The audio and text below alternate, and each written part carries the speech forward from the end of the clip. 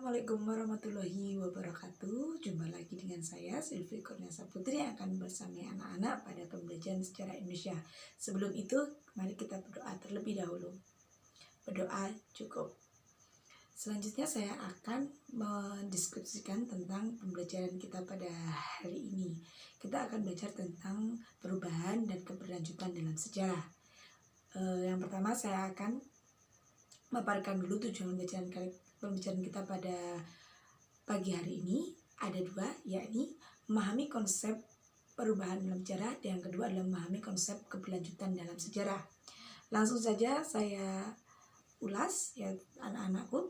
Perubahan, apa yang dimaksud perubahan? Ya, perubahan itu namanya ketidaksamaan atau perbedaan.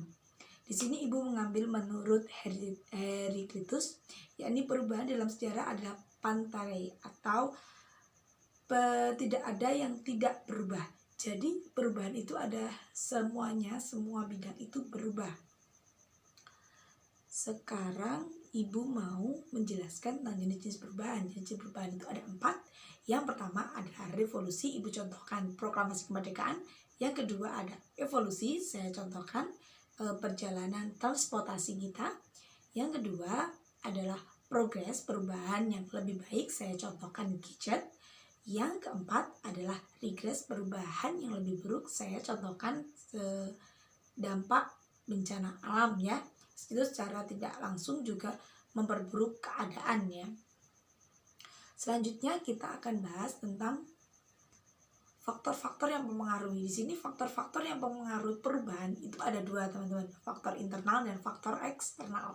Faktor internal itu ada perubahan jumlah penduduk, yang kedua ada penemuan baru, yang ketiga ada konflik dalam masyarakat, dan yang keempat ada pemberontakan.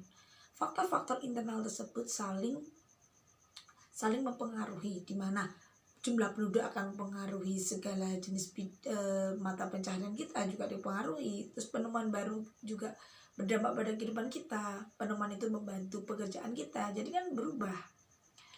Selanjutnya adalah faktor eksternal. Nah, faktor eksternal di sini ada perubahan lingkungan fisik, di mana kita bisa contohkan bencana alam.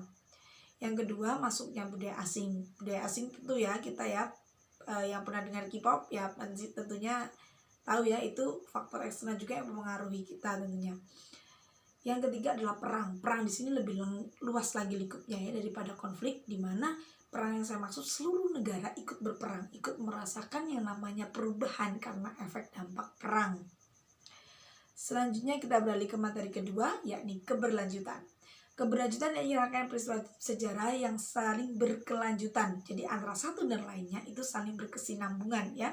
Karena kehidupan manusia yang berjalan terus-menerus, sehingga meskipun situasinya berubah, tapi keberlanjutan itu tetap masih ada. Selanjutnya kita akan belajar tentang konsep keberlanjutan. Di sini konsep keberlanjutan ibu pakai tentang konsepnya Pak Kuntowijoyo. Ada perkembangan ibu contohkan iptek, di mana iptek itu sederhana tapi akan selalu berkembang, akan selalu berubah dari masa ke masa. Yang kedua adalah kesinambungan, di mana di sini masyarakat baru mengadopsi tatanan lama. Ibu contohkan mengadopsi hukum milik Belanda ya. Yang tiga adalah pengulangan, di mana fenomena yang dulu itu berulang di masa sekarang. Nah, bisa kita lihat contoh yang agak baru-baru ya, ini Orla sama Orba. Di situ juga diruntuhkan mahasiswa, dan konfliknya juga sama. Bukan konfliknya, subjeknya sama. Yang melakukan demo adalah mahasiswa. Selanjutnya adalah perubahan.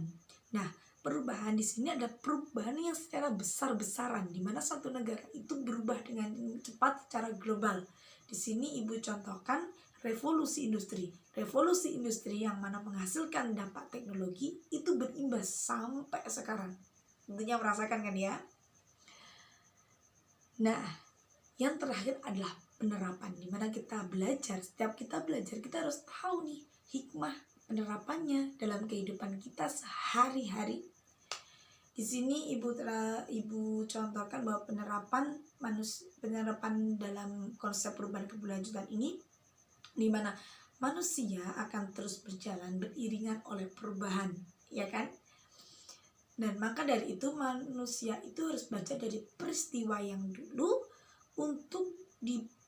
agar tidak terulang di masa depan.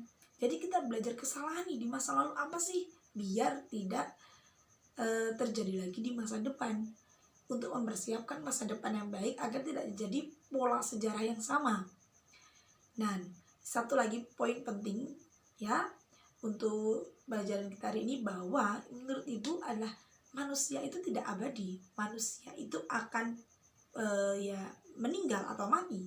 Tapi bagi Ibu yang kekal adalah perubahan. Jadi kita harus mempersiapkan diri, harus mempersiapkan tenaga untuk menghadapi perubahan itu sendiri.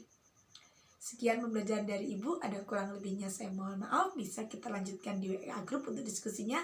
Wassalamualaikum warahmatullahi wabarakatuh.